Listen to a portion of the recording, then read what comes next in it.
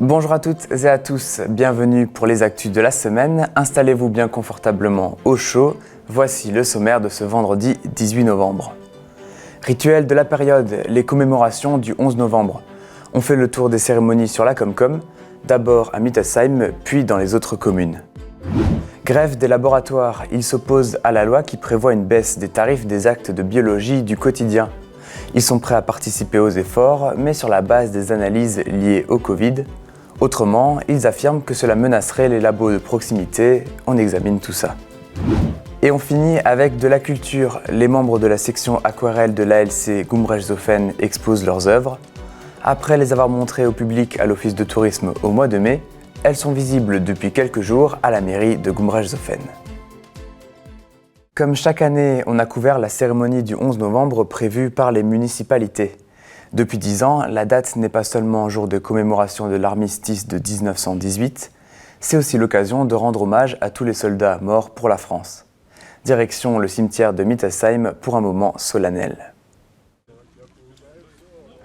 Dans toutes les communes de France, la matinée du 11 novembre est marquée par les commémorations de l'armistice. Depuis 2 ans, les communes de Mittelsheim et Utenhofen organisent conjointement les cérémonies du 14 juillet et celles d'aujourd'hui. La première s'est déroulée à Utenhofen et ce samedi, les habitants se sont rassemblés pour un temps d'hommage au cimetière communal à Mittelsheim. Le monde était convaincu en 1918 que la Première Guerre mondiale devait être la der des der, la dernière des dernières. Nous savons ce qu'il advint de cet espoir et aujourd'hui, en ce 11 novembre 2022, alors que la guerre est de retour sur notre continent, n'oublions pas le combat des poilus pour la paix et le sacrifice de nos soldats morts pour la France. En tout, ce sont près de 10 millions de soldats qui ont été tués, 3 millions de veuves et 6 millions d'orphelins. Les morts sont presque aussi nombreux parmi les civils. Ce souvenir, ce sont les jeunes générations qui doivent désormais s'en emparer, pour venir raviver la flamme de la mémoire de ceux qui sont morts pour la France, pour notre liberté. Dans le discours, c'est aussi l'occasion pour les élus de rendre hommage au brigadier chef Alexandre Martin, soldat français tombé au front au Mali en début d'année. C'est au tour des jeunes de prendre la parole. Chacun des membres du CMJ lit un poème. Par un beau jour d'été, sous un ciel bleu d'azur, le clairon a sonné pour la grande aventure. Ils partirent faire la guerre au nom de la patrie. Ils étaient jeunes et fiers, et la fleur au fusil. Mais au chemin des dames, au fort de Douaumont, ils ont perdu leur âme, sous le feu des canons. Avec la peur au ventre, ils chantaient la Madelon en plein mois de décembre quand ils montaient au feu. En partenariat avec l'école maternelle, les jeunes du CMJ ont aidé à la réalisation d'un tableau.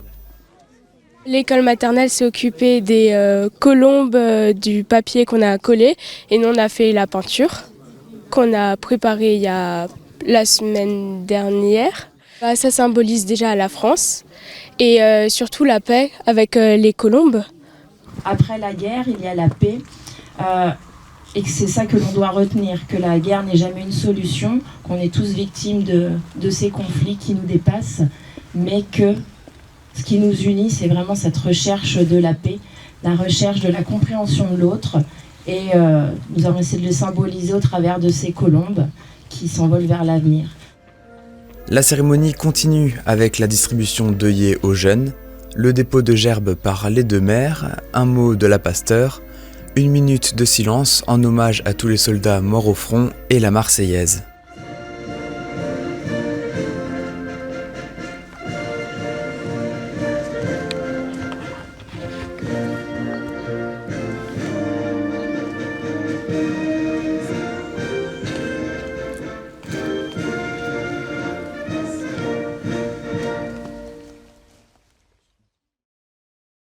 On continue avec les autres commémorations de cette journée symbolique. Dans les autres communes aussi, le 11 novembre est un rendez-vous important. Ici à Rothbard ou encore Niederbronn-les-Bains et Merswiller. Des officiels représentent les armées, les sapeurs-pompiers. Les conseils municipaux des jeunes sont associés.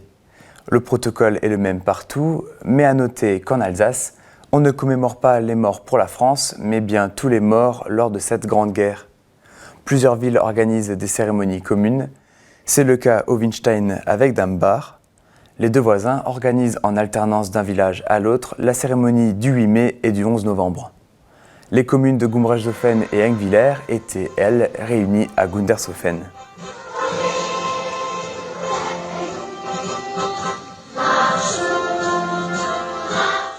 Et on remercie toutes les communes pour ces photos et vidéos. Quasiment la totalité des laboratoires de France était en grève pendant 3 jours, du lundi 14 au mercredi 16 novembre. Cela concerne les laboratoires de Reichshofen et Gundershofen. On a pu interviewer Faisal Filali du groupe B2A. Pourquoi nous sommes en grève? Parce que le gouvernement et la CPAM veulent nous imposer une baisse de la tarification de nos examens de biologie médicale, de routine et d'urgence de manière pérenne, donc c'est-à-dire jusqu'à 2026 au moins, via la loi de financement de la sécurité sociale, qu'on appelle également la PLFSS, pour le jargon un peu plus connu chez nous. Alors, il s'agit concrètement d'une baisse de 250 millions d'euros par an, voire plus au vu des derniers retours que nous avons eus. Ça représente une baisse de 10% des remboursements. Cette décision se base sur la compensation liée aux recettes Covid. Concrètement, toutes les analyses seraient moins remboursées au laboratoire, que ce soit les analyses Covid, mais aussi celles d'urgence et de routine. C'est là un point de désaccord majeur, car malgré tout, les laboratoires sont prêts à participer à l'effort collectif. Et je le dis de la manière la plus directe possible, nous sommes complètement enclins à faire des efforts comme tout le monde fait des efforts aujourd'hui, mais sur une taxe exceptionnelle liée à notre activité Covid. Les laboratoires reprochent leur stigmatisation et la fermeture des négociations avec le gouvernement. Les laborantins étaient en première ligne pendant la crise sanitaire. On a extrêmement travaillé, donc pendant cette période Covid, on a subi, j'ai envie de dire, de plein fouet, nos équipes ont subi cette pandémie Covid et on a surtout subi le quoi qu'il en coûte. C'est pas nous qui l'avons choisi. C'est eux qui nous ont imposé un dépistage extrêmement massif. Et on a largement joué le rôle qu'on devait jouer, qui a été fondamental. On nous fait presque passer pour des profiteurs de guerre. C'est quand même invraisemblable, alors qu'on a juste fait ce qu'on nous a demandé. Et derrière, la méthode nous blesse. Au total, les syndicats de laboratoires parlent d'une baisse de plus d'1 milliard sur 4 ans. Cela ferait peser un risque sur le maillage, c'est-à-dire sur les lieux de prélèvement. Suite à une baisse aussi forte et aussi pérenne, le risque, c'est que les laboratoires doivent se réorganiser. C'est juste économique, que des labos ruraux et des labos de proximité, comme vous abordez nos labos de proximité de Reichshofen et de Gundershofen, soit doivent fermer les après-midi ou doivent fermer complètement parce que c'est des labos souvent ruraux dans des zones, au niveau en tout cas dans le maillage territorial français, qui sont des fois même dans des déserts médicaux, des personnes qui vont avoir une baisse d'accessibilité aux soins, un rendu de résultat qui va être altéré, donc un retard de rendu de résultat, un switch de ces personnes vers les urgences vu qu'ils n'ont plus accès à un laboratoire. Pendant cette grève, les urgences ont été prises en charge. Le mouvement se poursuit sous une autre forme. Début novembre, le Sénat avait voté pour limiter la ponction à l'année 2023. Si on compare par exemple le coût de la biologie médicale pour un patient en France concernant par rapport à l'Allemagne, qui est notre pays voisin, et encore plus dans notre région, on est à 57 € par patient contre 82 en Allemagne par exemple. On a fait économiser des milliards ces dernières années, donc des efforts on sait les faire. Et on a envie de les faire, mais pas comme ça. Voilà. Une recommandation importante à l'approche de l'hiver. Il est grand temps de faire ramoner sa cheminée si ça n'a pas déjà été fait. Chaque année, la Corporation des maîtres ramoneurs d'Alsace dénombre environ 600 feux de cheminée. La quasi-totalité des incendies est due à un mauvais entretien. La réglementation impose 2 passages du ramoneur par an. Il est donc conseillé de faire un entretien avant les basses températures et un deuxième passage pendant la période de chauffe pour vérifier et surveiller l'éventuelle formation de bistre. Petit conseil pour l'éviter, apporter suffisamment d'air pour avoir de belles flammes et ne pas faire fonctionner sa cheminée au ralenti.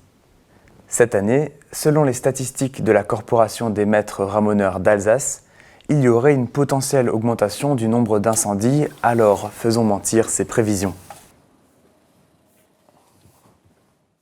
Direction maintenant Gumbrechtshofen. Notre correspondant de TVN, Jean-Louis Rasmus, a filmé le vernissage de la nouvelle exposition visible en mairie. On y retrouve les œuvres de l'ALC, l'association Loisirs et Culture. Bienvenue ce soir à notre expo. C'est la 6e, si je me souviens bien. On l'a fait en biennale, donc tous les 2 ans. Nous sommes réunis autour de ces artistes passionnés, venus de différentes communes de notre territoire, et je ne peux que me réjouir de constater leur talent, leur diversité, leur esprit d'évasion et d'interprétation.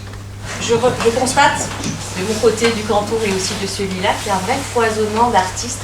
Je crois qu'on vit une période assez morose, avec des crises qui s'enchaînent. On a eu la crise sanitaire, il y a les crises énergétiques, il y a la guerre en Ukraine, et je crois qu'on a de plus en plus besoin de s'évader. L'art, c'est un divertissement, et le divertissement, c'est quoi? C'est se détourner. Et surtout, dites-le autour de vous pour que les gens viennent encore durant tout ce long week-end du 11 novembre, où vous avez la possibilité de visiter l'exposition au premier étage de la mairie. Merci et bonne soirée à tout le monde.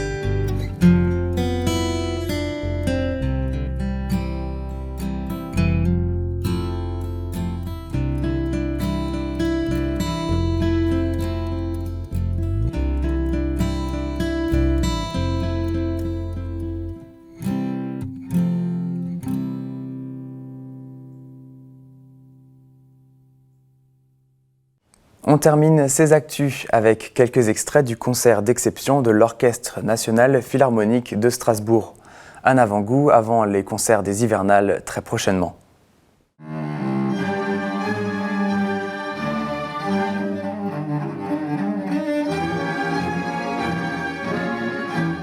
Dans le cadre de ces concerts décentralisés, l'Orchestre national philharmonique de Strasbourg était à l'espace Stéphane Grappelli à Merzwiller le mercredi 6 novembre en partenariat avec la collectivité européenne d'Alsace. Le concert commence avec la violoncelliste renommée Emmanuelle Bertrand qui interprète des morceaux de Gabriel Fauré et de Marie Jaël.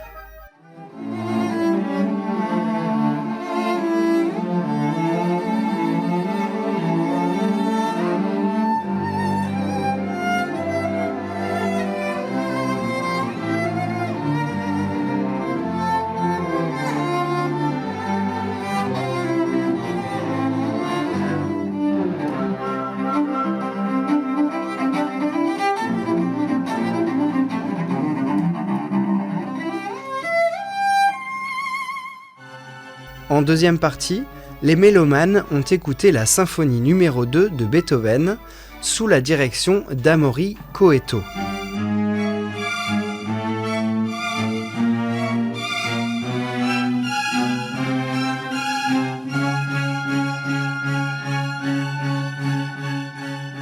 La commune de Merzwiller et son école de musique regorgent de virtuoses en herbe. Qui sait, un jour, l'un d'entre eux rejoindra peut-être cet orchestre prestigieux, l'Orchestre philharmonique de Strasbourg.